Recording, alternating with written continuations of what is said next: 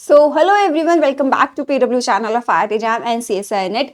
तो आज के सेशन में बात करने वाले हैं एक इंपॉर्टेंट वैकेंसी के बारे में। एक important vacancy and a different kind of vacancy जो हम जनरली बात करते हैं या जनरली डिस्कस करते हैं।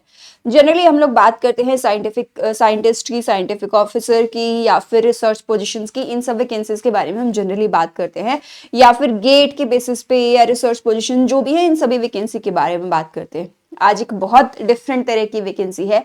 जिन भी लोगों को लगता है कि भाई मेरी कम्युनिकेशन या रिप्रेजेंटेशन का तरीका बहुत अच्छा है, I can handle it in a better way, तो उन सभी के लिए एक बहुत golden opportunity I would say है, जहां पर आप बात करें जर्नलिज्म का जोनर एक्सप्लोर करने की। अगर आप सभी लोगों में से कोई भी चाहता है कि भाई मैं जर्नलिज्म का जॉनर एक्सप्लोर करूं, तो उन सभी के लिए ये वैकेंसी है। तो वैकेंसी की बात कर लेते हैं। सभी डिटेल्स के बारे में एज यूजुअल बात करने वाले हैं। जैसे कि मैं अक्सर कहती हूँ, एक ही वीडियो में सब चीजें पता कर लेंगे। क्या चाहिए, कैसी वैकेंसी है, किस तरह से अप्लाई करना है, कब टेस्ट होगा या नहीं होगा, किस तरह से सिलेक्शन होगा, all of the things will be discussed in a single video. और आज के सेशन में भी उसी तरह की बातें हम लोग करने वाले हैं। ठीक है, let's start with the video. इसमें बात करेंगे तो vacancies are from the Oriental Insurance company. अगर इसकी बात कर लेते हैं तो यहाँ पर आपके पास सारी की सारी गवर्नमेंट बेस्ड है वैकेंसी आपकी। सबसे पहले और सबसे इंपॉर्टेंट बात कर ले तो इसके बाद आपके पास क्या है भाई, देखो ध्यान से देखना सभी चीजें। आपके पास है वेबसाइट है यहाँ पर। अगर आप ऑफिशियल नोटिफिकेशन देखना चाहते हैं तो इस पर्टिकुलर वेबसाइट पर जाकर आप चेक कर सकते हैं।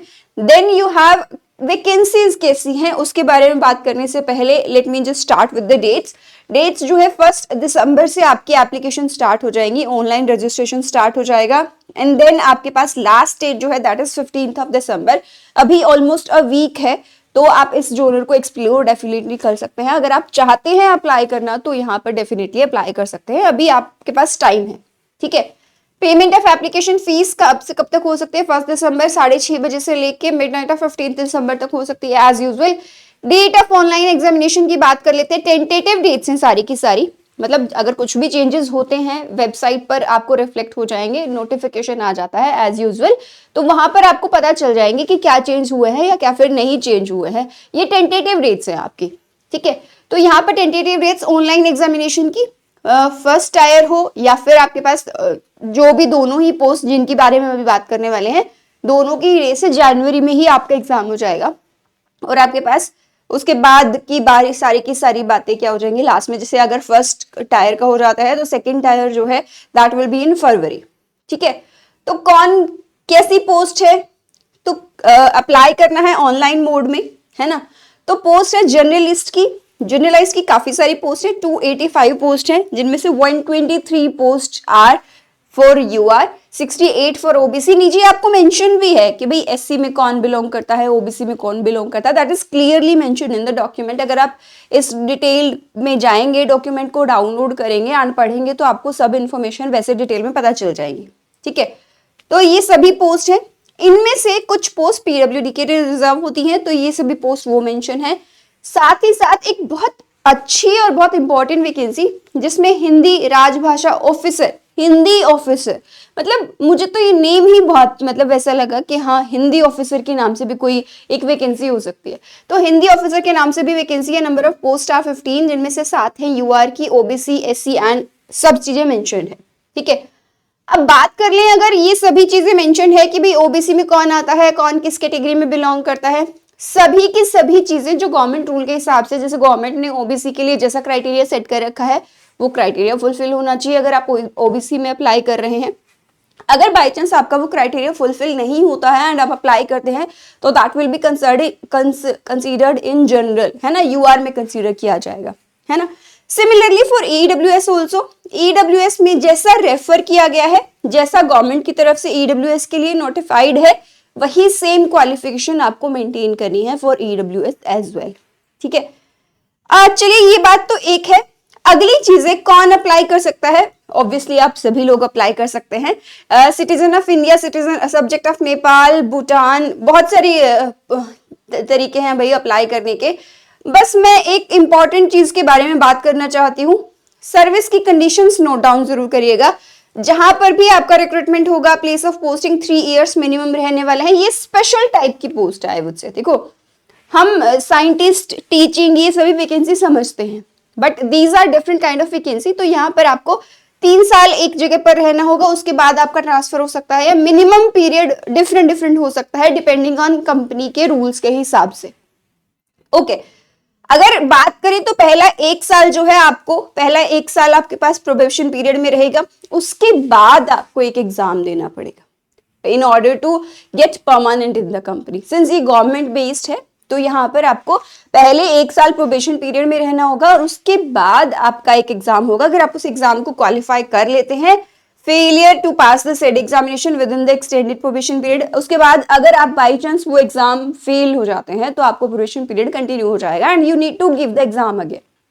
ये सब तो बाद की बातें हैं, ये सब तो बाद की बातें हैं। इंपॉर्टेंट थिंग्स है आपकी salary which is a very very good remark. 5925 is the basic पे, है ना।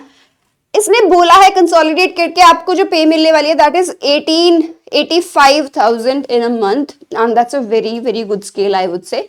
अगर आप ओवरऑल एक्सप्लोर करेंगे तो बहुत अच्छी सैलरी है आपकी, है ना। Educational qualification is the main criteria. अगर जर्नलिस्ट की ऑफिसर्स की बात करें तो आपको पोस्ट ग्रेजुएशन किसी भी स्ट्रीम में हो सकती है, किसी भी स्ट्रीम में।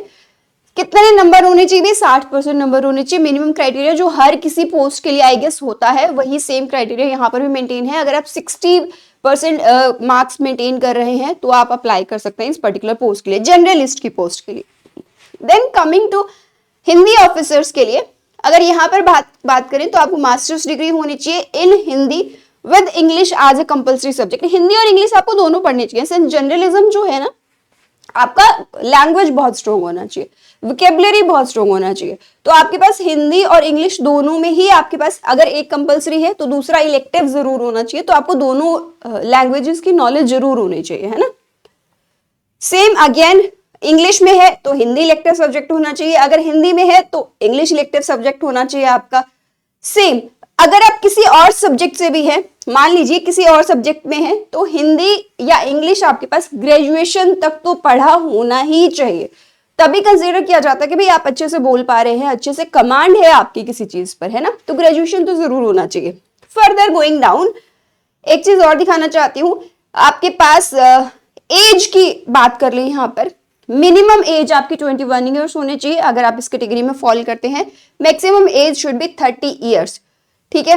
अब ये सभी कैटेगरीज हैं, यहाँ पर कुछ रिलैक्सेशन है, जैसे एससी के लिए आपको 5 ईयर्स का रिलैक्सेशन है, ओबीसी के लिए आपके पास 3 ईयर्स का रिलैक्सेशन है एंड सो ऑन। सभी के रिलैक्सेशन आप देख सकते हैं। Let me go little bit down in the video. सभी चीजों की डेफिनेशन आप यहाँ पर देख लेंगे, कोई समस्या नहीं है। मुझे एक इंपॉर्टेंट चीज के बारे में बात करनी है और वो स्क्रॉल करके हम देखेंगे जरा। गाइडलाइंस ओके, गाइडलाइंस, ये AWS की गाइडलाइंस है। एक्चुअली सभी चीजें सेम जगह में दे रखी है। मैं इसके बारे में बात करें, सिलेक्शन प्रोसीजर के बारे में, दैट इज एक्सट्रीमली इंपॉर्टेंट। आप अप्लाई तो करेंगे, पर अप्लाई भी कैसे करेंगे? यहीं पर नीचे आपको फॉर्म दे रखा है, उसी फॉर्मेट में आप अप्लाई करेंगे, ठीक है। फॉर्मेट में अप्लाई कर देंगे, उसके बाद आपका एक रिटन टेस्ट होगा। भाई रिटन टेस्ट में आपके पास क्या क्या आएंगे? इंग्लिश लैंग्वेज, रीजनिंग एबिलिटी और क्वांटिटेटिव एप्टीट्यूड आने वाला है। ये सभी चीजें आपके पास आएंगी। टाइप ऑफ टेस्ट कैसा रहता है? ऑब्जेक्टिव रहता है। मैक्सिमम मार्क्स आपको दिए हैं, टोटल मार्क्स जितने होते हैं 100 होते हैं, और आपके पास हर सेक्शन को वी वुड से कि 20 मिनट्स हर सेक्शन को दिए जाते हैं, है ना। टोटल 60 मिनट्स का आपका टेस्ट रहता है। तो इंग्लिश में, ये जो इंग्लिश लैंग्वेज का है ऑब्वियसली वो सिर्फ इंग्लिश में ही आएगा एग्जाम, बाकी का मल्टी लैंग्वेज होता है, बाई लैंग्वेज होता है। बेसिकली इंग्लिश हिंदी दोनों में आप एग्जाम दे सकते हैं। और मुझे ऐसा लगता है स्पेशली, दो I could be wrong also, but in ज्यादातर जोनर में से मैं बात करूं तो मुझे ऐसा रियलाइज होता है कि यूपी, बिहार एंड राजस्थान के जो लोग हैं उनकी हिंदी पे कमांड बहुत अच्छी होती है। वो वहां पर हिंदी मीडियम में भी बहुत सारे बच्चे पढ़ते हैं, तो उनकी कमांड बहुत अच्छी है हिंदी पे आई वुड से। तो उनको ये जोनर जरूर एक्सप्लोर करना चाहिए, है ना, अगर आपके पास मास्टर्स है तो। सिमिलरली आपके पास कैसी कैसी चीजें आएंगी, ये जर्नलिस्ट के लिए है कि कैसे कैसे क्वेश्चंस आने वाले हैं। टेस्ट ऑफ रीजनिंग होगा, इंग्लिश लैंग्वेज होगा, जनरल अवेयरनेस होगी, अगेन द सेम थिंग, मतलब general aptitude kind of things होने वाली है यहाँ पर, क्योंकि सब्जेक्ट का कोई लेना देना नहीं है ना। आप किस तरह से चीजों को जज करते हैं, किस तरह से चीजों को एनालाइज करते हैं, it's all about that. Journalism वही है ना। तो वही सब चीजें होंगी आपके पास। ओके हिंदी ऑफिसर्स के लिए आपके पास ये सब क्राइटेरिया दे रखा है। अगेन टेस्ट के मार्क्स दे रखे हैं, क्या क्या पूछा जाएगा क्या नहीं पूछा जाएगा, एवरीथिंग इज गिवन हियर। आप डिटेल में जा सकते हैं। फर्दर एक चीज के बारे में और बात करना चाहती हूँ before closing the video. Okay, ये सभी आपको वेरिफिकेशन के लिए क्या क्या चीजें देनी, देन अगर सिलेक्शन हो जाता है तो you will be called for the interview, और लिस्ट ऑफ डॉक्यूमेंट सभी चीजें दे रखी है। लास्टली मैं बस एक चीज दिखाना चाहती हूँ आपको, एग्जाम का फॉर्मेट, जो ये सेंटर्स है बेसिकली कहाँ पर आप अप्लाई कर सकते हो, एग्जाम कोड्स कहाँ पर है, सब चीजें। मतलब ऐसा नहीं है कि थोड़े टाइम बाद आपका एग्जाम सेंटर्स आए, अब आपको कौन सा एग्जाम चूज करना है या फिर कहाँ आपका सेंटर आया है, तो you will B choosing it by yourself कि भाई कौन सा सेंटर आप फिल करना चाहते हो। These are the options given, आप इनमें से कोई भी ऑप्शन चूज कर सकते हैं एंड फिल कर सकते हैं। नीचे एग्जाम का फॉर्मेट भी गिवन है, मैं सिर्फ एक वो एग्जामिनेशन का या फॉर्म जो एप्लीकेशन है उसका फॉर्मेट दिखाना चाहती हूँ आपको, and then we will be sorted. आपको वो पता चल जाएगा तो आप सभी चीजें बहुत आराम से कर सकते हो। सभी चीजें दी हैं, डायमेंशंस क्या होने चाहिए, पिक्चर कैसा होना चाहिए कैसा नहीं होना चाहिए, everything is given.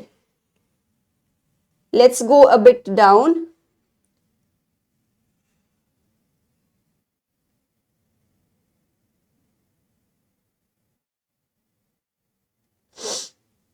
Okay, this is the case. Basically मैं अगर बात करूं, फॉर्म है यहाँ पर जो आपको प्रोड्यूस करने हैं वाइल डूइंग और एवरीथिंग, मतलब सभी चीजों में आपको फॉर्म प्रोड्यूस करने हैं, आप कहाँ से बिलोंग करते हैं कहाँ से नहीं बिलोंग करते हैं, ये कुछ चीजें एससी के लिए जो एप्लीकेबल है, ये आपको डिक्लेरेशन इनके फॉर्मेट में ही अटैच करने हैं, है ना। ये इंपॉर्टेंट चीज थी जो मैं आपको दिखाना चाहती थी कि भाई ये जो है आपको प्रोड्यूस करने हैं। जैसे ओबीसी के लिए ये सर्टिफिकेट है, ऊपर एससी के लिए दे रखा था, ईडब्ल्यूएस के लिए, तो ये एक फॉर्मेट दे रखा आपको कि इस फॉर्मेट में आपको प्रेजेंट करना है। तो जब भी आप ऑनलाइन अप्लाई करेंगे तो आपके साथ यहाँ पर भी आपके पास क्या आ जानी चाहिए, ये सभी सर्टिफिकेट्स आपको प्रेजेंट करने हैं, सो दैट एक स्पेशल फॉर्मेट हो और उसी के अंदर आपकी सब चीजें हो जाने वाली है।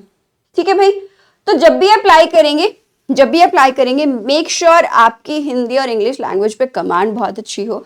जर्नलिज्म में वही लोग बहुत अच्छा कर पाते हैं जो अपने आप को प्रेजेंट बहुत अच्छे से कर सकते हैं, अपनी थॉट्स को एक्सप्रेस कर पाते हैं, अपनी चीजें बहुत बेहतर तरीके से प्रेजेंट कर पाते हैं। और एनईपी यही रिफ्लेक्ट करता है कि किसी जोनर के स्टूडेंट किसी भी जोनर में जा सकते हैं।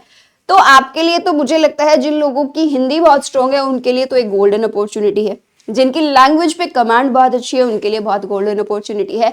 तो they can explore this field definitely, और मुझे लगता है सभी एमएससी स्टूडेंट्स को अप्लाई करनी चाहिए क्योंकि कोई एक्सपीरियंस नहीं है। इट्स अ फ्रेश वैकेंसी जिसमें आप सभी लोग कंट्रीब्यूट कर सकते हैं या अप्लाई कर सकते हैं। तो ज्यादा डिटेल के लिए आप वेबसाइट्स पर विजिट कर सकते हैं या फिर ऑफिशियल नोटिफिकेशन जो है वेबसाइट पर वहां से डाउनलोड कर लीजिए, and then you will be sorted. वहां पर सारी ही डिटेल्स दी है, किस तरह से फोटोग्राफ का साइज होना चाहिए, किस तरह से सिग्नेचर का साइज होना चाहिए जो आप स्कैन करते हैं, everything is given in detail.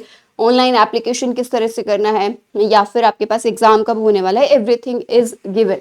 So make sure आप अप्लाई करें, जो भी इंटरेस्टेड है they can apply in the vacancy. और इसी के साथ I will be seeing you all soon. Thank you so much for watching.